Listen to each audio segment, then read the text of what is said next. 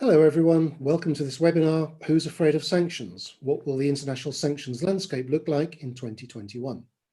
Organised by FTI Consulting, the global business advisory firm and international law firm Stephenson Harwood. My name is Michael Imeson and I'm a contributing editor of The Banker magazine, which is part of the Financial Times Group. And I'm also a chartered member of the UK's Chartered Institute for Securities and Investment, the CISI, and the deputy chairman of the CISI's FinTech Professional Forum.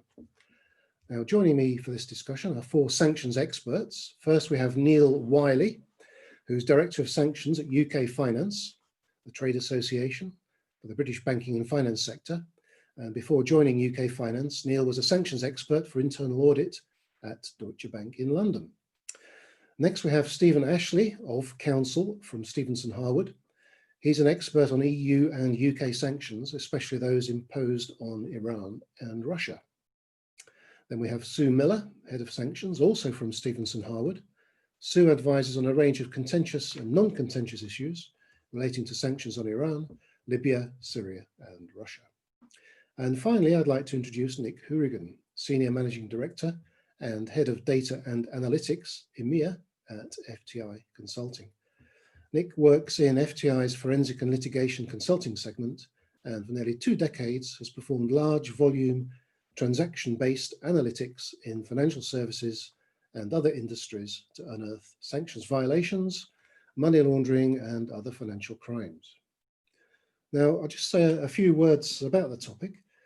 Sanctions play an important role in the foreign policies and national security policies of the US, UK, and the European Union, and 2 big changes are imminent. First, the US. The US has a new president, of course, in the form of Democrat Joe Biden, and his sanctions policy is likely to be different from the Republican Trump administration. For example, Biden has been clear that he would like the US to rejoin the 2015 Iran nuclear deal, which the US withdrew from in 2018, and lift the sanctions that came with that withdrawal. On the other hand, some things will not change under Biden. For example, he supports the Hong Kong Human Rights and Democracy Act, passed by Congress last year, which imposes sanctions on Chinese and Hong Kong officials responsible for human rights abuses. And the second big change for what's happening in the UK, Brexit. The end of the transition period for the UK, leaving the European Union on January the 1st, means it will be able to diverge from EU laws, including the European Union's sanctions regime.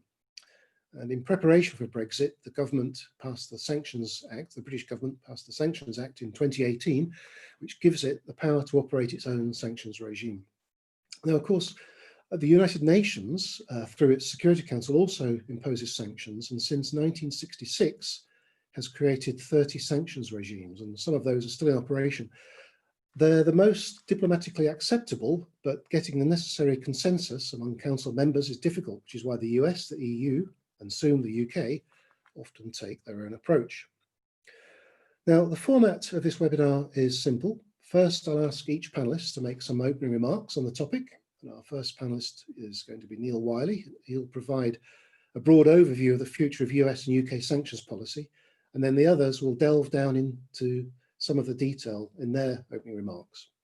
Then we'll get a discussion going. I'll ask them some questions, and they'll answer them, and then there'll be a Q&A with you, the audience, and you'll be able to ask questions via the webinar site. So please do send some in, and our panelists will try to answer as many as they can. We'll probably get round to the Q&A with the audience around about 20 minutes to the hour. There's a section on the site which explains how to send in those questions. And then finally, we'll wrap up with some concluding remarks. So we'll start with Neil Wiley of UK Finance, who's going to give us an overview of US and UK sanctions policy and how things are likely to change next year and beyond. And I've given each person to speak 3 or 4 minutes. So please, Neil, over to you. Thank you, Michael. So I think clearly everyone's aware that the end of December, early January is going to be a bit of a step change for everybody in sanctions. We've effectively got 3 things that are going to take effect. Firstly, the transition period comes to a close, so the UK's autonomous regime fully comes into its own. Sue and Stephen are going to speak more about the UK, so I won't dwell on that one too much. The other aspect, clearly, without the UK as a member, the EU sanctions policy is going to change. That is unquestionable. It will not remain as it is, well, as it was last year, because effectively the UK has already left. So we've been in a unique position of taking EU sanctions that we have no impact on for the best part of the last year. And then over in the US, what we've seen for the last 4 years is very frequent sanctions impositions. I'm pretty sure I read a very interesting stat the other week whereby the Trump administration had implemented as many sanctions in 4 years as Obama had managed in 8 years. So that was the speed and the pace at which Trump administration was using sanctions as a political as well as a foreign policy tool. So I think in terms of the future, what we might see with Biden is, and I don't want to speak ill of Trump, but Biden's much more experienced in politics and as a statesman. So I think we'll see much more statesman-like interaction with the international stage. So I think there'll be a lot more open dialogue rather than America just trying to go on its own and effectively coerce or bully people into taking their sanctions. Apologies, I keep getting rung by HMRC being told I'm going to be arrested. So if I get dragged off midway through this, I haven't paid my tax apparently. So what we will definitely see with Biden is an attempt to do something in the Iranian space. But this is going to be difficult because he can't just flip that back. And even if he did, the EU and all the other partners have already been burned by this. So they're not going to go back to where we were in 2015. It's just not going to happen.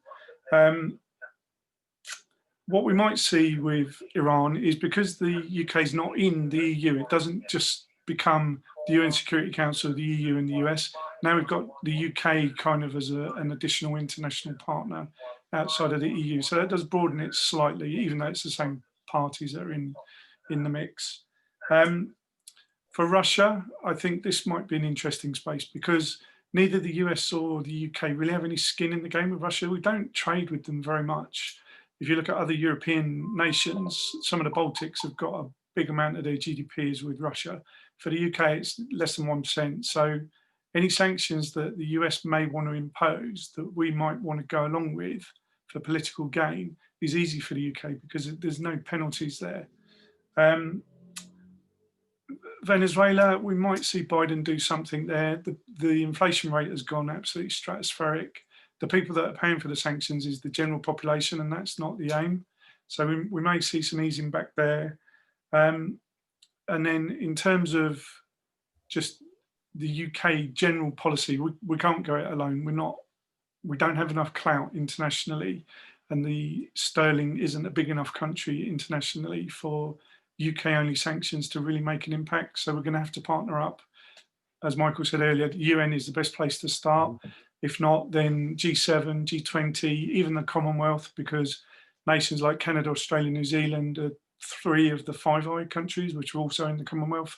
So those, along with the UK, can help perhaps engage the US as the 5th member of the 5 Eyes. We're all sharing intelligence anyway. And we may get some UK, Australian leverage to help the US get some political point across. Okay, we saw yesterday the Australians bringing out their Magnitsky alongside the EU. So all this stuff's starting to align. I'm probably way over time, sorry. Oh, that's all right. There is a bit of flexibility built in. Well, look, Neil, thanks for that overview. Let's move on to Stephen Ashley of Stephenson Harwood for his opening remarks. He's going to explain in some more detail how the UK sanctions regime will change from the 1st of January. So, Stephen, over to you. Thank you. So first of all, I just wanted to do some scene setting. So we've had a number of developments in the last few years in terms of UK sanctions. We've had the creation of OFSI and the implementation of a civil penalty regime with, I'm sure, more than one eye at the US. And we've obviously had Brexit and the Sanctions Act, as you've mentioned, Michael, and we've got the end of the transition period coming up, which will bring about some new UK sanctions lists for compliance professionals to review. And leading up to the end of the transition period, the UK government has domesticated a number of, although not all, of the EU sanctions regimes. And in doing so has said that it intends to deliver the same policy effects but that we shouldn't assume that they're identical. And I can tell you they're not identical. And there are some divergences, although the UK and the EU have both said that they want to coordinate going forward. The 2 points I just wanted to delve into a bit in these opening remarks are the Magnitsky-style sanctions and licensing. And the Magnitsky-style sanctions from the UK, the global human rights sanctions regulations were adopted earlier this year. They are of interest because they are the first autonomous regime adopted under the Sanctions Act. They're intended to deter and provide accountability for activities which would amount to serious violations of certain human rights. Interestingly, the UK government has limited the human rights abuses that they apply to. It has focused, at least initially, on those that it considers directly concern the physical and mental integrity of individuals, and that reflect similar sanctions regimes in other jurisdictions, the US and Canada in particular. Stephen, sorry to interrupt. Is it worth explaining why they're called the Magnitsky sanctions?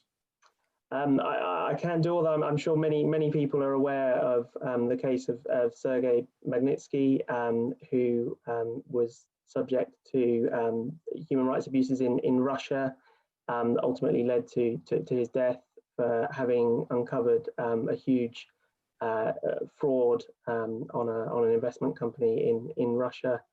And the US was the first jurisdiction to adopt these sorts of sanctions that target human rights abusers, initially just targeting those that were implicated in Mr. Magnitsky's imprisonment and torture and death, but then a few years later expanded to cover global human rights abuses, and those are the style of sanctions that have been now adopted by the UK and other jurisdictions. As Neil briefly mentioned, the EU adopted their own global human rights regime just yesterday, which is different to the UK's as well. I'm happy to go into some of the detail, but maybe I'll just leave it at that they're different at the moment, and just say that the UK has indicated, as Neil suggested, that coordination will be important between those jurisdictions that adopt these style of sanctions. Just briefly, just touching on licensing. So licensing and licenses are available to authorize businesses to conduct activity that's otherwise prohibited by the sanctions. A couple of points just at this stage. The first is that OFSI has already granted various licenses. Generally, those will continue to be valid after the end of this year. There are transitional provisions in the relevant statutory instruments that provide for those to roll over. Going forward, obviously when they grant a license, a specific license will still need to fit it within a licensing ground, but some of those grounds have changed, and OFSI has a new power to issue what are called general licenses. So that's a license to the market at large to do and to undertake certain activity that would otherwise be prohibited. And it appears that OFSI, when doing so, will not be limited to the grounds that are available for specific licenses, the licenses to particular businesses for doing business. The only point I wanted to add at the end is that even though general license might be available for business in the UK, it doesn't remove the need for businesses to seek licenses in other jurisdictions where sanctions apply, for example, the EU, where general licenses aren't available, so a specific license would still be needed in the EU. That's all I wanted to say at this stage. Okay, thank you. That's very thorough, Stephen. Thank you very much. It's now over to Sue, and Sue's going to talk us about the penalties that can be imposed on organisations that break sanctions. The imposition of penalties by the UK's Office of Financial Sanctions Implementation, that's the OFSI that Stephen was talking about. Office of Financial Sanctions Implementation, and the US is a similar body, Office of Foreign Assets Control, OFAC. So, Sue, over to you. Thank you. I'm going to resist the temptation to stand up and start waving to turn the lights back on. So first, a little bit of scene setting in relation to the UK. When OFSI was established in 2016, the then Chancellor George Osborne signalled the UK's intention to introduce civil penalties for breaches of financial sanctions. Previously, the only penalty for breach of financial sanction was a criminal sanction. The problem with that, of course, is that it's judged by the criminal standard, which is beyond all reasonable doubt. OFSI's civil penalties are apply a different standard, and that is on the balance of probabilities. So the legislation was introduced in 2017. OFSI's powers are set out in some accompanying guidance, and it seems to have been taken in significant part from OFAC. It's very much larger and much more generously funded transatlantic cousin. The guidance sets out a host of mitigating factors and aggravating factors. Mitigating factors include voluntary self-reporting, which can see any resultant penalty reduced by between 30 and 50%, depending on the seriousness of the breach. And it appears from recent precedent, close cooperation with OFSI and vigorous remediation. Aggravating factors include circumvention, what's called professional facilitation, and repeated, persistent, or extended breaches. Now, I have to say, when the civil penalties regime was announced, I think it's fair to say that many sanctions professionals were sceptical about OFSI's ability to undertake this type of investigation, given its relatively limited funding. Indeed, the first enforcement actions, which we saw coming through, were very small and resulted in very, very small penalties in real terms. We were talking about a breach of the Egyptian sanctions regime with a value of £204, resulting in penalties of between £5,000 and £10,000. Now, that all changed earlier this year when OFSI announced an enforcement action against Standard Chartered Bank in relation to breaches of the Ukraine sovereignty sanctions regime and the imposition of a penalty of 20.47 billion. Now, as a result of this, it's clear, if it wasn't before, that OFSI is developing a bite to match its bark. OFAC has a reputation for imposing eye-watering penalties, and that's certainly true in respect of the enforcement action we've seen over the last decade or so. But interestingly, we reviewed the OFAC enforcement actions over the last 6 months or so, and the Standard Chartered penalty was the biggest by a very significant margin. And that's what I intended to say by way of opening. Okay, thank you very much, Sue. Nick from FTI Consulting. Nick's going to take us through some of the detail, an anatomy of an investigation. What a typical investigation into suspected sanctions violations might look like. So, Nick, please give us the benefit of your views on this. Yeah, thanks, Michael. I'm confident I won't be able to give a full anatomy in 3 to 4 minutes, but I guess what I'll do is I'll highlight a couple key principles and things to bear in mind. Before talking about any of the technology or doing any investigation, it's critical to get the foundations right, and that means like the best artificial intelligence in the world would do no good if you don't have a strategy for investigations that fit for purpose, and the data required in the processes should flow from that strategy. For us, we almost always engage, or our client has engaged with external legal advisors, and we're retained through counsel. That gives privilege protection, although Sue will give further detail about that as required, and it makes sure that the strategy set up for the investigation is aligned with the regulatory engagement. These matters are largely about data, and in circumstances, i.e. what's the scope of the possible breach, will probably be the biggest influence in terms of the strategy that drives the data and the scope of the review. there'll be an effort to try to minimize a review of the scope of review as much as possible. I think when it comes to data, it's a good idea to think about collecting as broadly as possible. Doing an iteration of a data collection in the middle of an investigation is really disruptive, and it's usually very expensive for clients. Just to give a sense of the data, and this will be familiar to many in the audience, but I'll just make a point by doing this.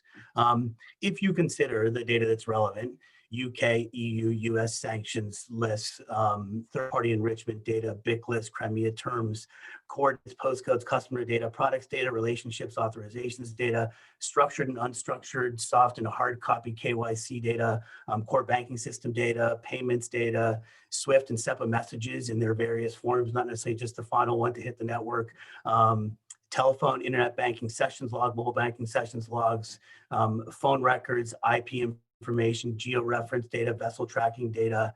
Take all those data sources and multiply it by 2 so you can account for any archive data you have to hit. Then multiply it by the number of systems migrations you've done in the course of the period you're going to review. Then multiply it by the number of subsidiaries you have that aren't on those same systems. And then multiply it by the number of times you change the scope of your review to include more time or customers that weren't considered originally, and you can get a real mess. So having forensic rigor in collection processes and data management is essential. The other point I'd make, and we see this in all of our investigations, get an expert panel from the organization set up at the very beginning. That panel should include a broad group of capabilities and perspectives and knowledge through time of the organization. Those people should be fully empowered, and they should be fully accountable for the success of the investigation. Compliance, obviously, investigations, personal, legal personnel, internal, potentially risk, certainly IT. Finance has an uncanny ability to get the information that you need when you're getting stuck dealing with with compliance and with IT professionals. These are all the kind of people you want to have involved in investigation early, obviously coordinating closely with your lawyers and your consultants if you're using them.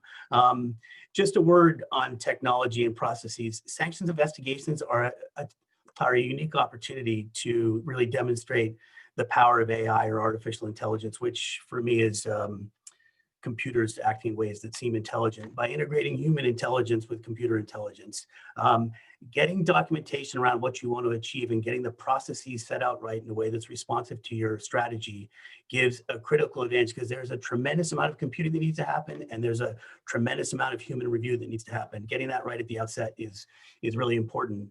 Pursuit of the core investigative workflow will always get distracted midstream. Because there'll be evolution, because there'll be questions from regulators at the outset, and because there'll be side projects. You can't let those set you off track on the main investigative workflow. The workflow you design, if you have a process where you have to update your regulators fortnightly, is probably very different than the workflow you design, like if you need to get to an answer at the end of an investigation. You should expect from the external entities that you use to assist with an investigation that they can provide pretty effortless progress reporting.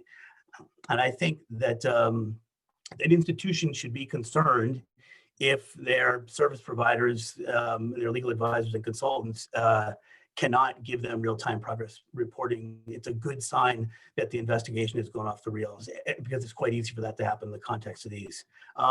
Finally, in terms of the computer stuff, the analytics, the thing that I really enjoy and that I'm best at, the computer should work for you, but whatever it is that you've got the computer doing in the process of an investigation like this needs to be explainable to regulators. And there's a tremendous amount of regulatory technology that can be useful in the context of these, but how you use those needs to meet your ability to engage with regulators. Good, thank you. Come back to some of those points you raised later on, Nick, because what I'd like to do now is just ask each of our panelists a question or two based on what they said at the outset, and that should take us up to the audience Q&A. So let's go back to Neil. It's inevitable that the UK sanctions regime is going to diverge from the EU's, but the big question is by how much? So do you have a view on how far apart you think the two regimes will be, say, a year from now and 5 years from now? Wow, if we had a crystal ball, right? Well, I can tell you that right now there's already divergence.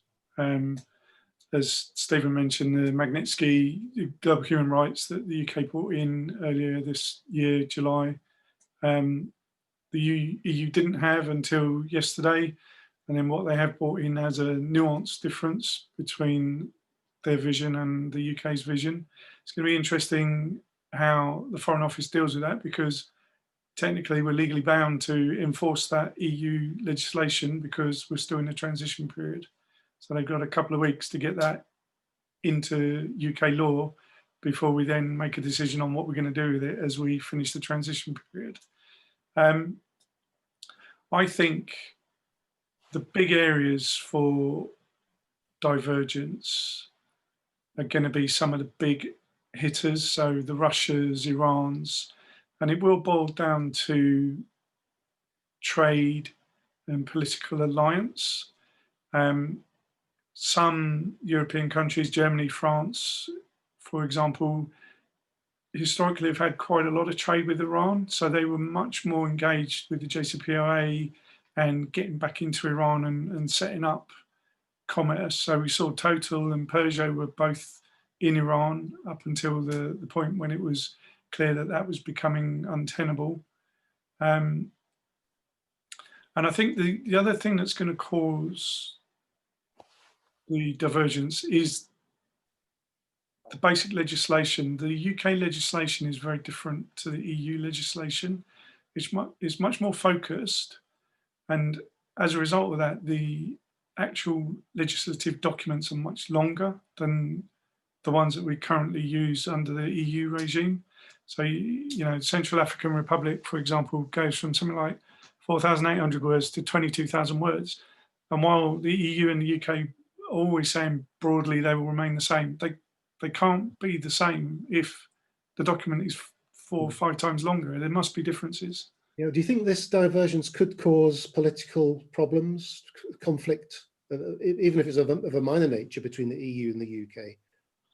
I think in some areas it might do, but we have to remember that even before the UK joined the EU, we have a really long historic allegiance and partnership with the likes of France. So I don't think that's going to be forgotten just because we've left the EU. The UK and France are very aligned on general policy and political outcome. They're both UN Security Council permanent members. They're in the same sphere. They're in the G7, G20. They're in all of these big political groups together and have been for a very long time.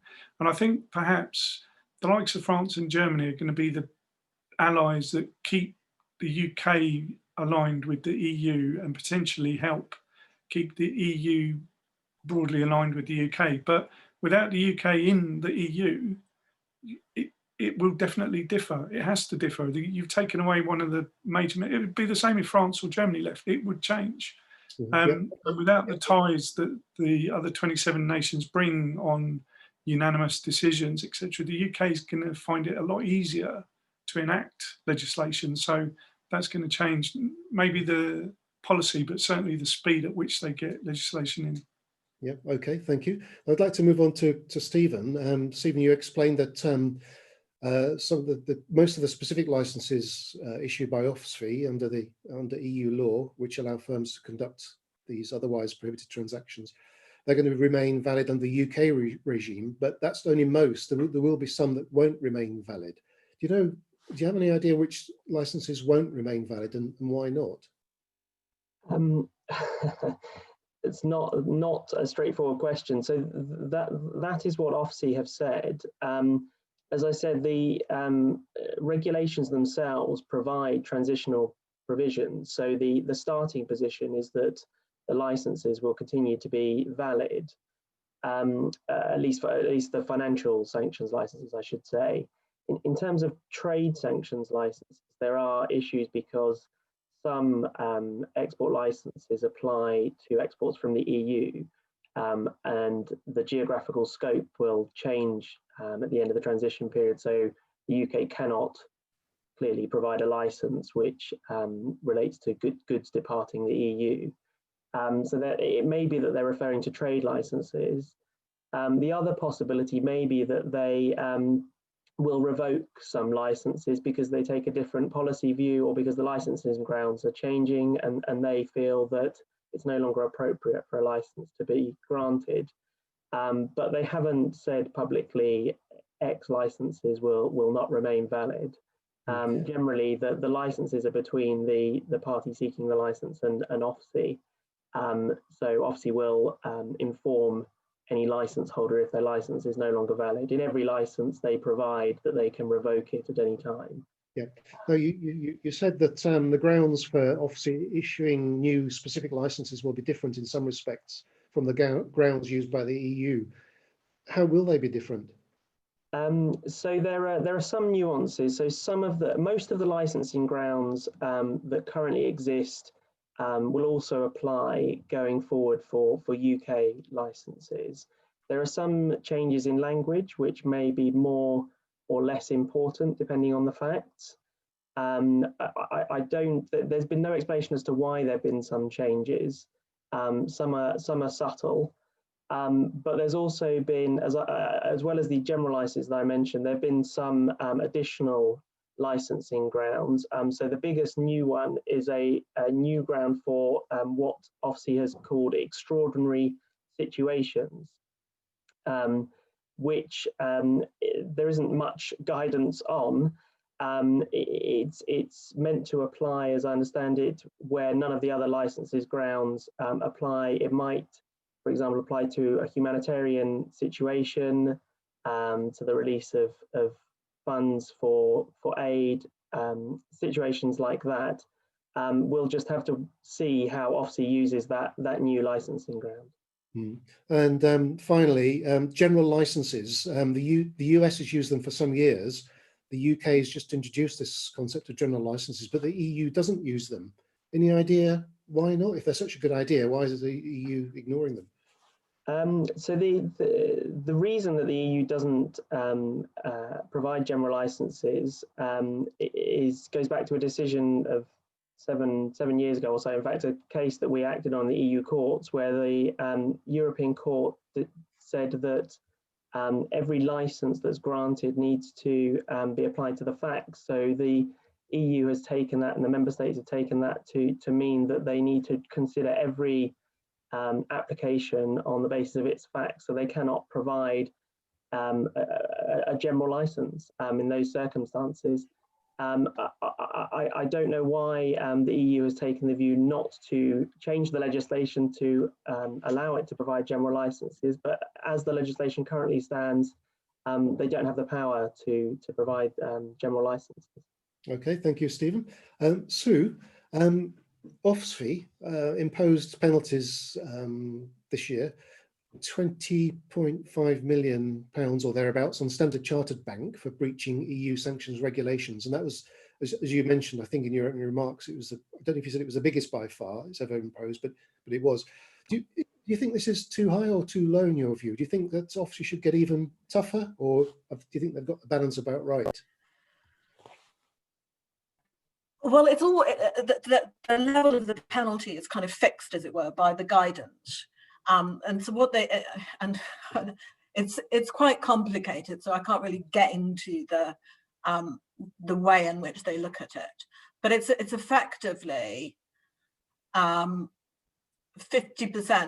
of the value of the breach, or the base, or £1 million, whichever is the highest. And so if you look at the systemic breaches that took place in relation to Standard Chartered, what happened there was that there was there's a trade finance exception in the Ukraine sanctions, which permits trade where there is a specific and documented objective of trade between the EU and a third-party state. So basically what happened there was that Standard Chartered had misapplied the sanctions, and there had been, I think, around 70 or so transactions, and Ofsi took them in two different pools, so to speak, and then applied criteria based on mitigation factors, whether they'd been voluntarily reported, the breach had been voluntarily reported or not.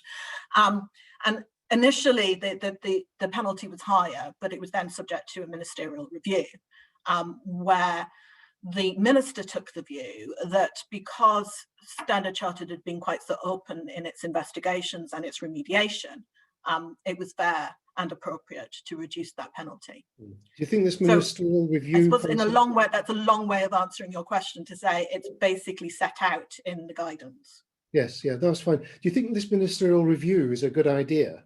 Is it fair that a minister should be involved in such an administrative regulatory process? Because then the politics could come into it. Well, it's interesting that you should say that, Michael, because I have to say that when it was first introduced, I think many other sanctions professionals would be very skeptical about the process, because of this risk of political influence, and also a minister basically reviewing his own department's product, so to speak. Was it really going to result in a difference? And actually, the examples that have been that have emerged to date is that it does. So there was an earlier case involving a company called Telia, and in that particular case, the minister allowed Telia to put forward some additional material to explain the breaches, and that again resulted in a reduction. And as I said before, so far as Standard Chartered was concerned, the reduction was because it had been quite so open, it had made these mistakes in good faith, and the minister had reduced the penalty. Now, you don't have to accept the penalty. If you do not accept the penalty, you can apply for a judicial review of the decision. Yeah. Now, if this had happened in the US and OFAC was Standard Chartered done similar things, and it was OFAC imposing a penalty, by what order do you think the OFAC penalty would be? As a multiple of the British penalty, would be a lot higher, wouldn't it? Difficult to say, in actual fact, because again, OFAC apply their own sanction criteria, and as I said before, OFC's sanction criteria is pretty much based on OFAC's, with a little, moving around and around the edges. I think what I would say is that clearly OFAC has to date looked at very much greater and larger sanctions breaches. And what I think we're seeing is a sort of a growing up process of OFC, where they initially focused on very small breaches to actually now looking at the systemic breaches. But in America, if it's a money laundering offence, the penalties run into hundreds of millions, don't they? HSBC, $1.9 billion, I think it was. Standard Chartered have been hit a few times by, this is for money laundering transgressions. Why are the penalties so much lower for sanctions violations compared with breaches of anti-money laundering laws? Well, I'm not sure that they really are in real terms, because the types of penalties that we've seen coming out of OFAC. If you looked at HSBC, that was a penalty which was based on apparent breaches of sanctions regimes in addition to money laundering. So I don't think it's quite as clear cut as to say AML is really bad and you're going to get hit. Sanctions, you're just going to get a slapped wrist, because it really doesn't work that way. Okay, understood. Right, Nick, you talked towards the end of your 4 or 5 minutes of opening remarks about the importance of data analytics. So where do you see most of the value coming from? What value does data analytics bring to a sanctions investigation? Yeah, well, hopefully a lot. Look, I would say that the highest purpose of analytics is the elevation of expertise, and the ultimate goal of a sanctions investigation is the quantification of breaches. So the analytics, the computer-led analytics, has a lot to add there, in sort of 2 ways. Like, one is the minimization of human review, or getting human beings focused on doing the things where they really add additional value. And then separately, being able to identify activity that isn't as readily perceptible to human beings. And so when it comes to the process of doing things like simple Western name matching using fuzzy matching algorithms, or dealing with more complex languages or scripts, the computer can add a tremendous amount of value.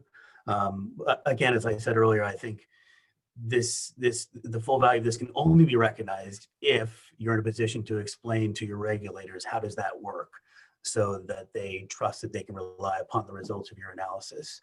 And separately, being able to perceive, and this is perhaps a bit more true in the broader financial crime investigations world, but being able to perceive things that are not necessarily perceptible to human beings, even if you had an unlimited amount of them to look at things. So for example, I mean, a lot of what we're dealing with in these sanctions investigations is you've got reference lists, but you have unbelievably complex corporate structures that show nesting of companies that are beneficially owned, and being able to use the computer, network analytics or other methods to cut through those relationships so as to perceive when there's actually a true positive hit on a customer or a transaction that relates to a to an SDN or whatever is something that the machine can do that humans can't do. And we are seeing more and more use of network analytics, which is a fundamentally different kind of database, graph databases,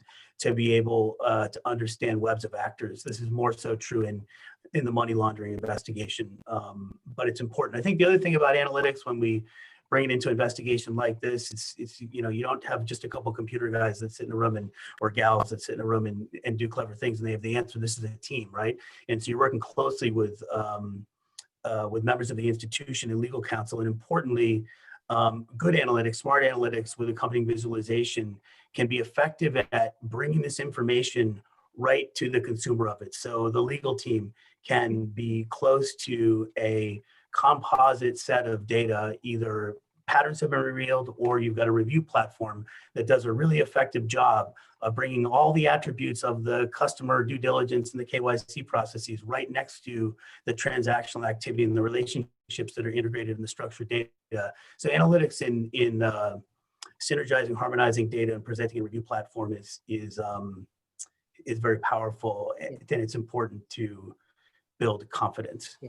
Now, you mentioned a few times the importance of humans, people working together as teams. Now, the pandemic's severely restricted office working.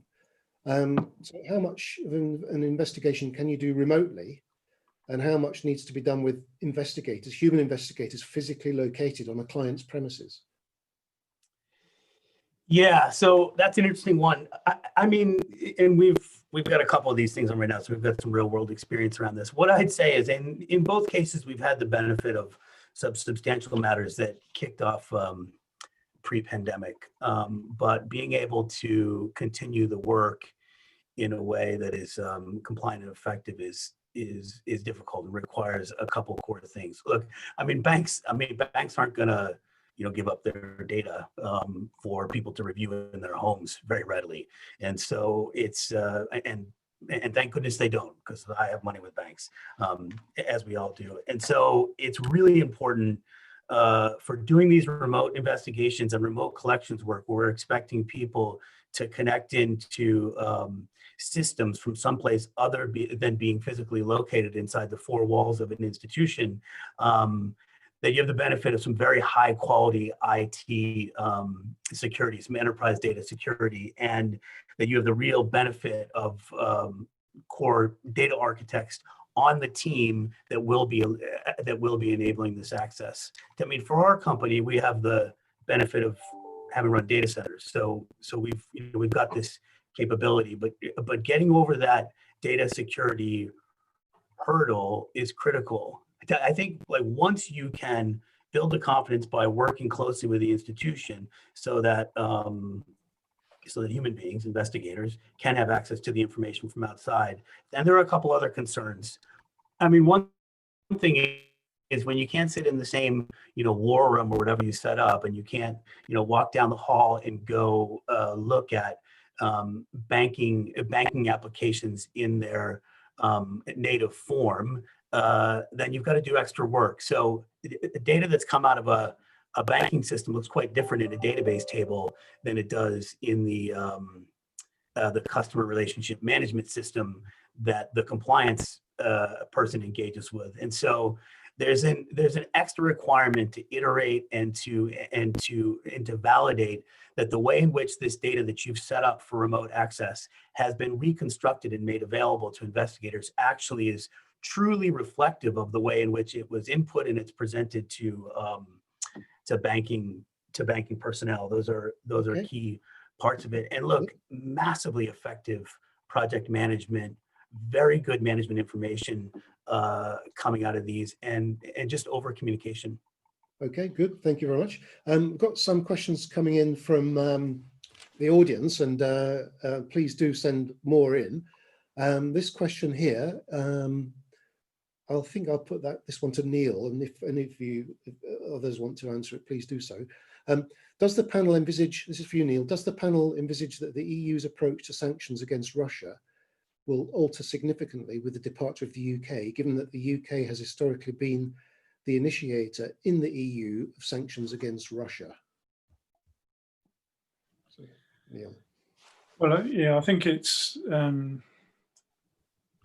well thought that the UK was one of the stronger nations when it came to initiating sanctions as an EU member. Part of that comes from the intelligence that we mentioned earlier with the Five Eyes that it gets to share with the US, Canada, Australia, New Zealand. So it can go to the table with intelligence that is broader than it would have been able to gather by itself and put the case forward for sanctions against Russia. And as I mentioned earlier, the UK doesn't really have any trade with Russia. So any sanctions against Russia don't hurt the UK that much at all, less than 1% of GDP. But if you look at some of the Baltic nations, they're well into double digits of GDP worth of trade with Russia. So the likes of Latvia, Lithuania, those guys are doing more than 10% of their GDP with Russia. So with the UK out of the EU, you know, that was probably about 8 or 9% of the EU votes is now gone from being quite forceful against Russia. So the dynamic has definitely changed. And the other thing that the EU have been trying to look at for a very long time, which has surfaced again around human rights, is the qualified majority voting, which again will make a big difference because depending on which one they use, I think for sanctions, they're going for the 76% qualified majority. That could overwhelm some of the Baltics that are a bit more resistant to sanctions against Russia, if enough of the rest of the bloc vote for it. And I think there has to be 15 nations have to vote for a motion out of the 27 that are remaining. But if that's the case, then yeah, it may stay the same. If that isn't the case, then the fact that it has to be a unanimous decision strengthens the case of those Baltic countries who can all kick back a bit more.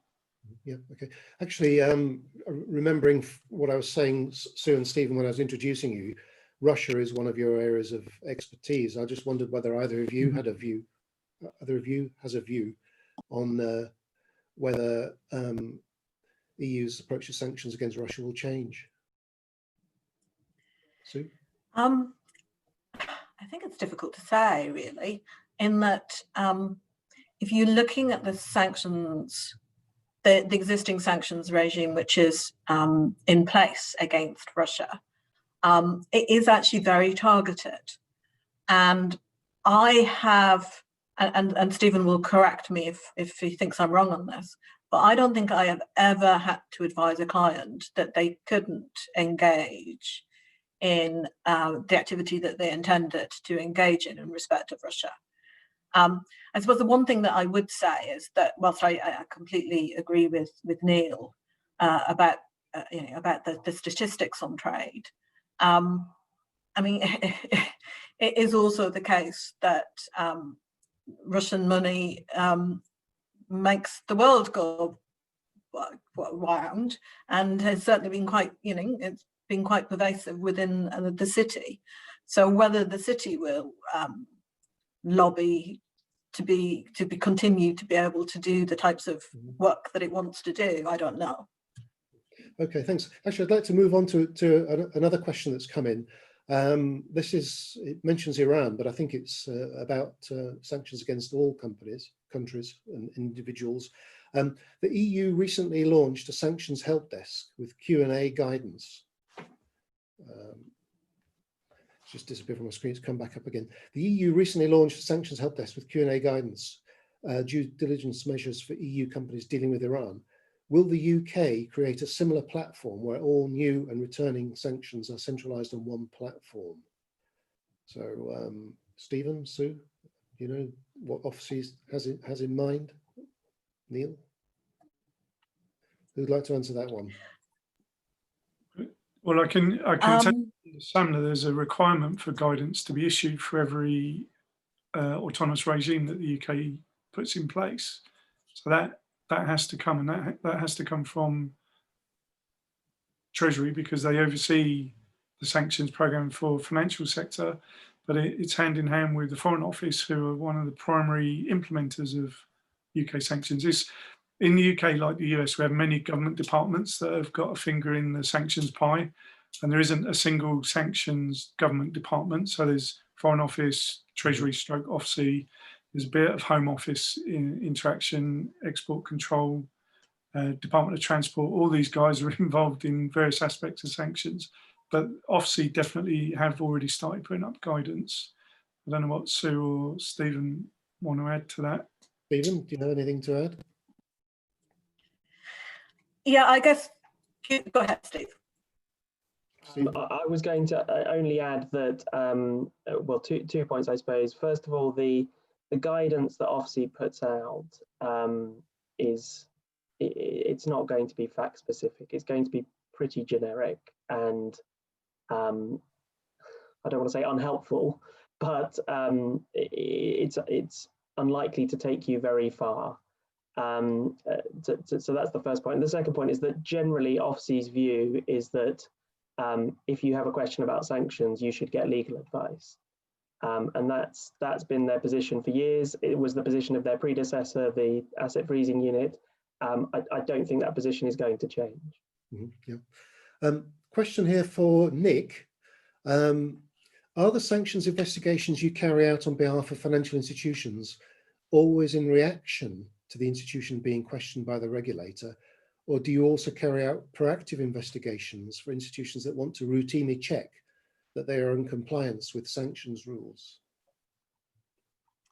Yeah, so I'm sort of a specialist on the investigation part, but I hope for the organizations they're contacting us beforehand, and we absolutely engage with institutions that are in the process of doing health checks, or they're anticipating an issue, or they're doing they're changing their systems. We frequently get involved so as to do things, whether it's rules tuning or making sure that systems are functioning effectively. I mean, certainly as organizations' customer base changes or its delivery model for disposition of alerts evolves, it's critical to make sure that that systems and processes are evolving in response to those changes. And of course, with the origin of new lists and an evolution to regulatory standards. So we will get involved upfront periodically and at various points. And certainly well, I mean, for me personally, the experience developed in responding to those situations is very effective in giving us understanding and capabilities to bring to investigations. And these are often done in conjunction with external legal teams, and we have our own sort of compliance and regulators or financial services industry experts to support those. And certainly, I hope for the banks that they're doing it beforehand. Yeah, At the point that we get called into an investigation, usually there's been years of engagement with regulators via letters and that sort of thing. And so at that point, the horses are out of the barn. But yes. Okay, good. It's a question for well, Sue. You're mentioned in this question. I'll try and summarize it. is when a company self-reports or tells the regulator that there's a problem, is that factored in by the regulator into any penalty imposed on it? I think you mentioned that when you were talking about the Standard Chartered matter. So mitigating factors. Yeah, so first of all, if you are in the regulated sector, there is an obligation to self-report. OFSI rather takes the view that there is an obligation to report in all sectors. I don't think we necessarily agree with that. So we certainly don't understand the legal basis for it, for saying that there's an obligation. That being said, it is a mitigating factor if you self-report.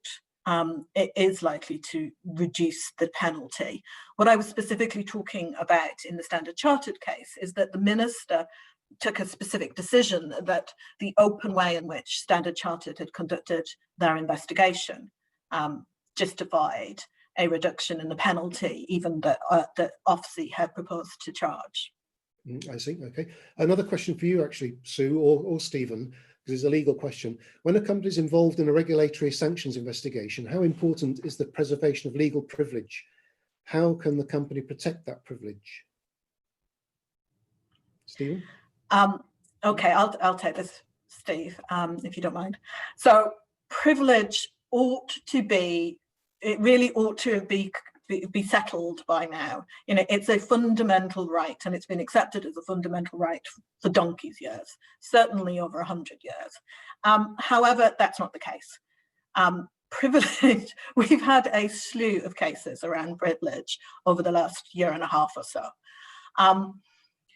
But privilege is important, and it still remains important. Litigation privilege is probably not going to apply in an investigatory context. There was a case called the NRC where litigation privilege was held to be relevant, but that really turns on its own facts. So what we're really talking about is legal advice privilege, and that's very much narrower than litigation privilege. It protects communications between the client and its lawyer for the purpose of giving or receiving legal advice. Now, the other bad news, and it's been bad news for 20 odd years, is that the client is very narrowly defined. And just picking up on something that Nick said in his remarks about the need to have a small group which is tasked with the investigation, that would be the client. So legal advice, communications between lawyer and client would be protected. So a communication with this very small group is protected. A communication between lawyer and client personnel is not necessarily protected at all, unless they're within this very small group. And so a communication between lawyer and FTI, by way of example, is not protected either. So when you're setting up the investigation, you need to apply some quite rigid rules which separate documentation which is covered by privilege and documentation which is not covered by privilege. Everything which is not covered by privilege needs to be factual and not speculative. I did have another point, but it's gone. Well, we are. Oh, yes, I did have. There is this point. If you have a breaches register, which quite often people, regulated institutions will have, you again need to be very careful about what is in your breaches register. Again, it needs to be factual and not contain any legal advice. The legal advice needs to be completely separate. Yeah, I see. Okay, thank you. Well, we've only got a minute or two left, so I'd just like to ask each of our panelists one final question to allow them to sum up. And it's the same for all of you. So please keep your answers succinct, 20 to 30 seconds, please. We've talked about this topic at length. If there's one thing you've said that you'd like viewers to remember, what is it, Neil? First. Well, it's not something we've actually covered, but the makeup of the UK sanctions list, although it's been derived from the EU one, is going to change, and you need to be aware that it's going to change. So make sure your systems are ready for that change. Otherwise, you may have a rude awakening on Monday, the 4th of January. Okay, thank you. And Stephen, what's your key point that you'd like people to remember? Yeah, I suppose just building on what Neil's just said about being ready is that this is a very complicated area, and this will bring in a new era of UK sanctions development. It's not just the adoption of one new regime. As I mentioned, there's divergence already, and there's nuances and there's differences. And don't assume there are no changes. Don't assume any changes are minor and irrelevant. And just be prepared and when you need to seek advice. Okay, thank you. Sue? I suppose my comment is OFSI has grown up. It has a bite. You need to be engaging with it as constructively as you possibly can. It's in your interest to do so because you want to, if something has gone wrong, you are going to want to be arguing that you're liable for the smallest penalty possible. So you need to have open dialogue with OFSI. Thank you. And Nick, finally, Nick. Set high expectations for what your data can do for you. And the computer should work for you. If it's not, you should make a change. Okay, thank you very much. Well, thank you, everybody. That's all we have time for. It's been a fascinating discussion. There is a survey form for you to complete to give us your feedback. It should come up on the webinar screen. If not, we'll send it out to you. This has been a live broadcast, but it's been recorded and will be uploaded to the FTI Consulting and the Stephenson Harwood website soon for you to view again if you wish, or to share with your colleagues. So that's it. All that remains for me to do is to thank our viewers for watching, and thank you panelists for taking part. So thanks Neil, Stephen, Sue and Nicholas. Thanks a lot.